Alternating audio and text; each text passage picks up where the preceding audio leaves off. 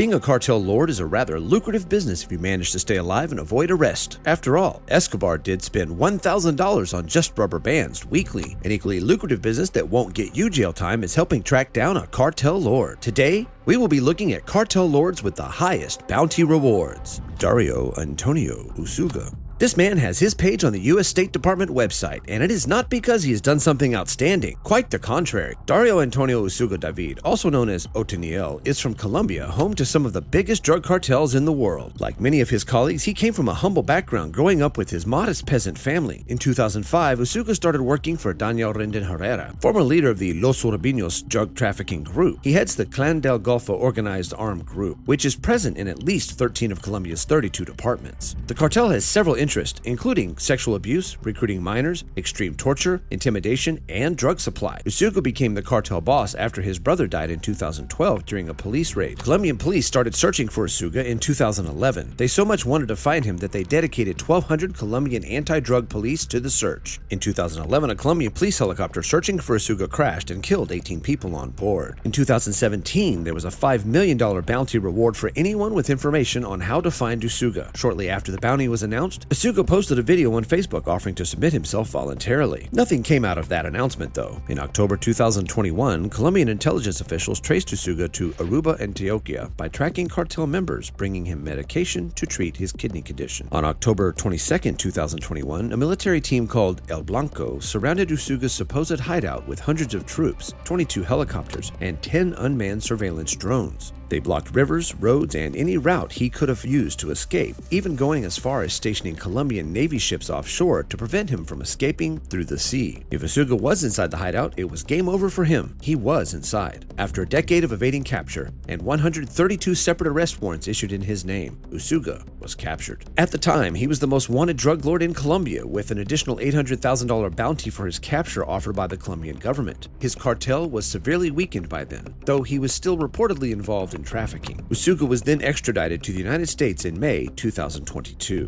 Nemesio Usuguera Cervantes. The most wanted person in Mexico is Nemesio Usuguera Cervantes, or El Mencho, as many people knew him. He is the leader of the Jalisco New Generation Cartel, CJNG. El Mencho was born into poverty in Mexico and grew up growing avocados on his family's farm. In the 1980s, he dropped out of primary school and became an illegal immigrant in the United States. His frequent run-ins with the law led to him being deported to Mexico in the early 1990s.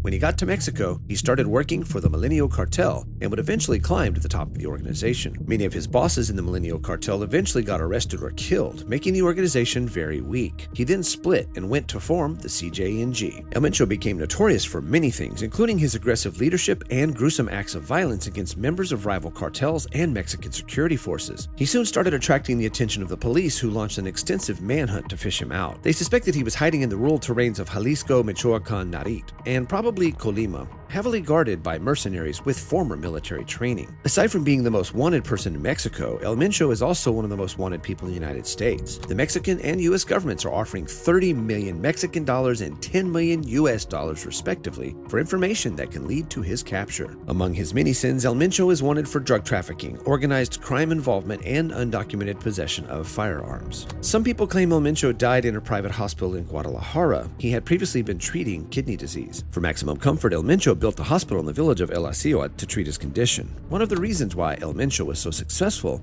is that he always bribed government officials to do his bidding. Joaquin Guzman. Of all the cartel lords, Joaquin Guzman, most famously known as El Chapo, is the most famous and influential. Up until his final arrest, he was the leader of the Sinaloa Cartel and was considered one of the most dangerous and powerful drug traffickers in the world. Born in Sinaloa to farming parents, El Chapo grew up amid abuse, drugs, and violence. His father introduced him to drug trafficking from a very young age, growing marijuana on their farm for local dealers. As El Chapo grew older, he started working with Hector Luis Palma Salazar, a powerful drug lord that reigned in the 1970s. He helped Salazar map routes to move drugs through Sinaloa into the United States. El Chapo would go on to handle logistics for Miguel Angel Felix Gallardo, one of the leading crime bosses in the mid-1980s. After Gallardo's arrest, El Chapo formed the Sinaloa Cartel. The Sinaloa Cartel produced enormous quantities of cocaine, methamphetamine, marijuana, and heroin, which they would then smuggle into the United States. His role as a cartel lord brought him so much wealth that Forbes ranked him as one of the most influential people in the world between 2009 and 2013. By DEA, Drug Enforcement Administration, estimates, El Chapo's wealth rivaled Pablo Escobar's. El Chapo was first captured in 1993 in Guatemala, extradited, and sentenced to 20 years for drug trafficking. But he was not too comfortable with that, and it took him 8 years to bribe his way out of prison. As a fugitive, he had an $8.8 million bounty on his head from both the American and Mexican governments. He was again arrested in 2014, but this time he didn't even wait till he got to prison before attempting to escape. He had his associates dig a tunnel leading into his jail cell from where he escaped. In 2016, he fell into the hands of Mexican authorities again during a shootout. He was extradited to the United States after a year and later found guilty of several cartel-related crimes, including drug trafficking, money laundering, and conspiracy to manufacture and distribute illegal substances. El Chapo is currently spending the rest of his life behind bars at ADX Florence, Colorado, U.S. Rafael Caro Quintero.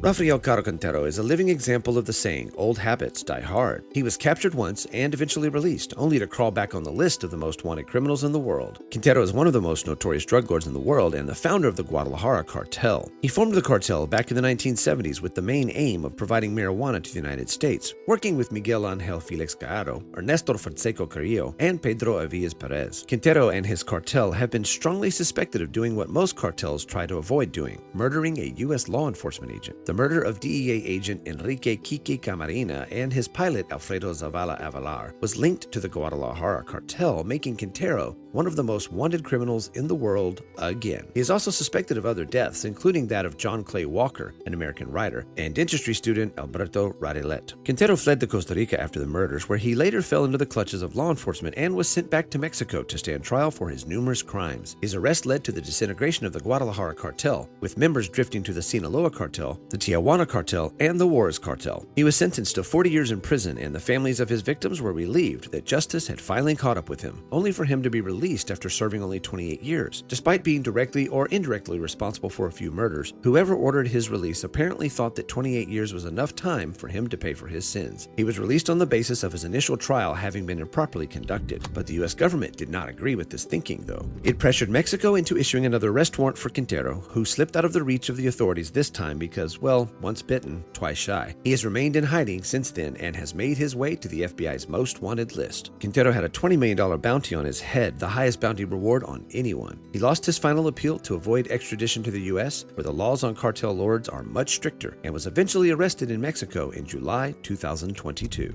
Ismael Zambada. The cartel business has devolved to a point where new generations of drug lords prefer smaller units that can easily evade arrest or death, but some old-school players are still in the game. One is Ismael Zambada, also known as El Mayo, who heads the Sinaloa Cartel. El Mayo started his life as a farmer and gradually drifted into the illegal drug trade, beginning with a few kilos at a time to tons of illegal drugs daily. His gang mainly dealt with the production of heroin and marijuana. The cartel received several tons of cocaine, primarily by sea from Colombian suppliers. They then distributed it through different channels, including airplanes, cars, trucks, boats, and tunnels. After the death of Miguel Angel Felix Gallardo, probably the first drug lord in the sense that we understand today, his organization split into two opposing factions, the Tijuana Cartel and the Sinaloa Cartel. Mexico's war on drugs, launched in 2006, seriously hurt many cartels, particularly the Tijuana Cartel, Sinaloa's main rival. Zambada took this opportunity to grow and expand his territory, leading to a major Mexican drug war. The drug war resulted in more death and misery in the already troubled Mexico. Zambada is different from many cartel leaders because he has managed to stay alive all these years and also managed to evade arrest despite being on Mexico's most wanted criminal list since 1998. After El Chapo got arrested while they were heading the Sinaloa Cartel together, Zambada took complete control of the situation and was the influence behind El Chapo's son's release. Because he is alive and has evaded arrest all this while, Zambada is generally considered one of the most dangerous cartel lords in Mexico. According to the U.S. Department of State, he has invested heavily in his family companies, including a huge milk company, a bus line, and a hotel. In the past, Zambada worked closely with the Juarez Cartel and Carrillo Fuentes family while maintaining strong ties with independent Colombian suppliers. Law enforcement initially offered $5 million for information leading to his capture, but has been increased to $15 million. The U.S. State Department must really want El Mayo to tripe the bounty reward on his head. There have been rumors that it is so hard to catch El Mayo because he has had plastic surgery to alter his appearance completely. That brings us to the end of the list of cartel lords with the highest bounty. If you enjoyed the video, like, subscribe, leave a comment, and tell everyone you know about it. Don't forget to click on one of the two videos on your screen for more engaging content.